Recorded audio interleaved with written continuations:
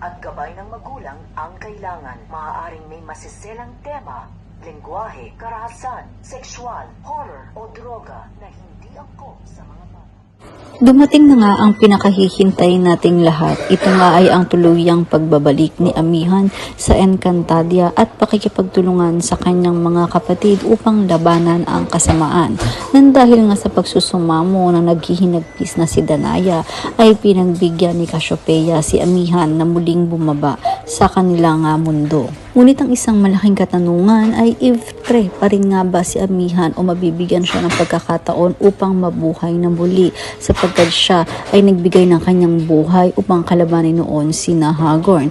At ito nga mga natitirang mga bagong tagapangalaga ay tila ba nanganganib din ang buhay at mukhang maaaring matulad kay Tera na ang kanilang if-tre ay maikukulong ni Gargan at ang kanilang mga brilyante ay mapupunta na naman sa magkakapatid na sangre upang labanan itong si Gargan kasama nga itong hukbo ni Hagorn. Subalit ng isang malaking pinakahihintay din ng lahat ay ang muling pagkabuhay ni Tera sa pamamagitan ng if-tre ng kanyang kapatid na si Gaia. Ngunit ano nga ba ang mararamdaman ni Damnaya at ito ba ay kanyang ikatutuwa?